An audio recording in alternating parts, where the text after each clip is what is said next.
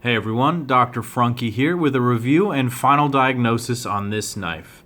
This is the Reate Knives Torrent. I will preface this by saying this is a modified knife.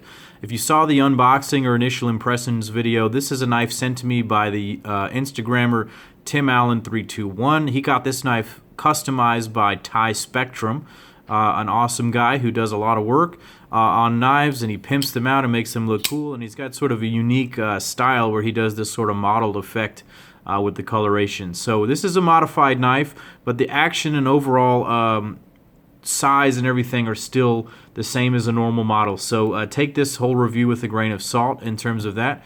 But I will say I've been really happy to get this knife in my hands. I've been looking forward to getting this knife. If you watch the comparison video, this knife has a lot of similarities with my favorite production knife series, the 0392s, and so I was happy to get it in hand. So let's go ahead and break this knife down anatomically so we can understand what we're doing. We have an overall length of 8.5 inches.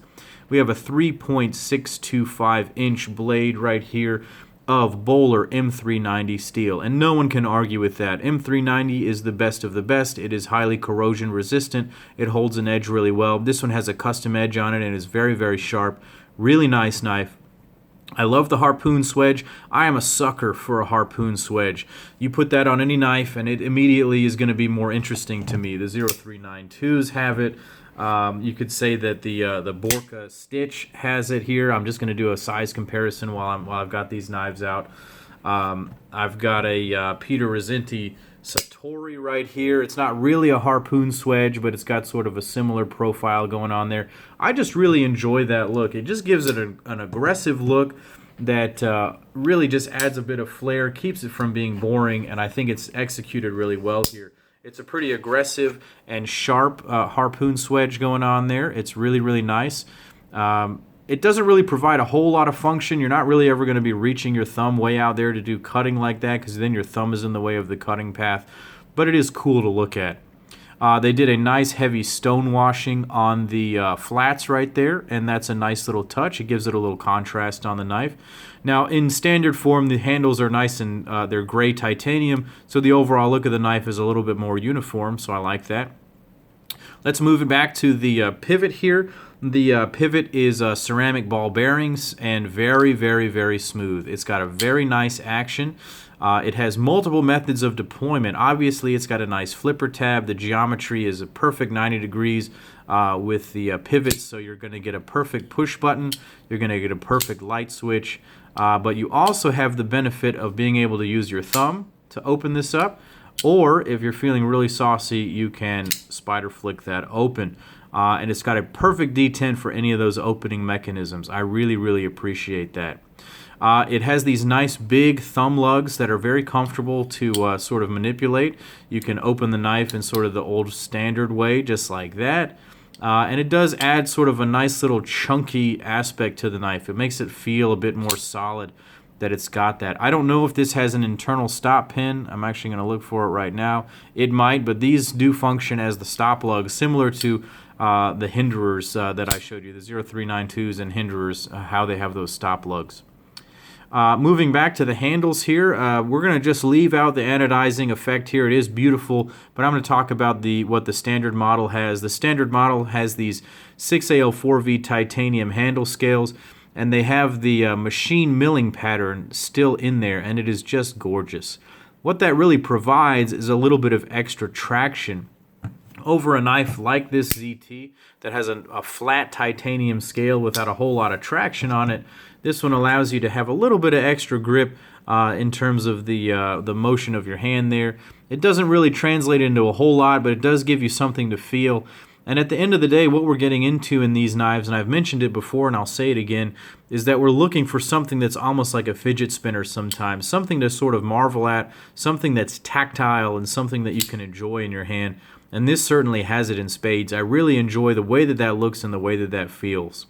The pivot itself is a sort of a well-designed pivot. It's a large pivot there with a blue titanium screw on the inside there. The knife, I do believe, comes with these blue titanium screws as standard. It is a titanium frame lock knife with a steel lock bar insert.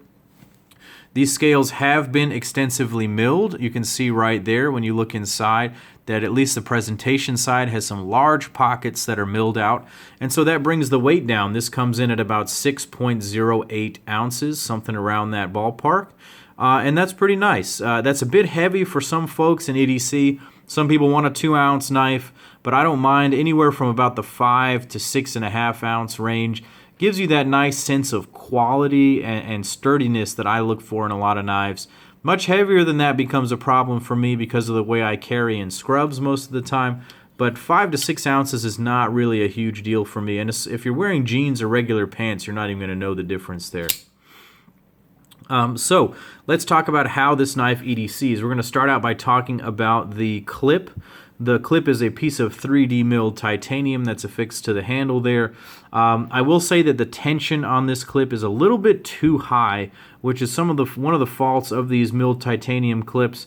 It's very thin right here, but there's a lot of tension on it. It does slide in and out of the pocket just fine, mostly because of the Todd Begg ceramic ball bearing type thing going on there.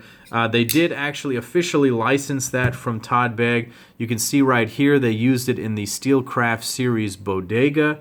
While I have this out here, we can get a few other knives out for a size comparison. You saw the Stitch and the Satori earlier. I've got the McGinnis Rowdy High Tech going on right there. Just for S's and G's, we've got a Tashi Barusha Alien going on there, a little bit smaller. And just because this knife always deserves to be on the camera, I've got the Frank Fisher Robert Carter Knives Talon going on here. Much smaller knife at 3.25 inches, if that gives you any idea. I have a whole lot of knives that are not universal here, so forgive me for not having the standard Delica or PM2 for size comparison right now. But this knife is a nice size. If you're used to carrying a 3.5 inch blade, this is going to treat you just fine. In terms of EDCing, otherwise, one of the things that bothers me a little bit is the height of the handle right here. I just feel like I don't have the best grip because it's very tall from here to here. I feel like I want my finger to be touching right there. There's something about that. When I'm holding the 0392, my fingers just feel a bit more confident on it. I don't really know how to explain it, but it's a little bit thinner at that particular point, and I feel like I have a little bit more grip. There's also not a whole lot of grip going on in this part. It's rather slick. There's not a whole lot of traction going on there, and the jimping up here is pretty much useless. There are some lines that are milled into the knife, but it doesn't really provide any sort of grip or traction of any kind. They could have either left that blank or done a little bit more aggressive jimping right there if that's what they really wanted to do, but that's totally useless right there.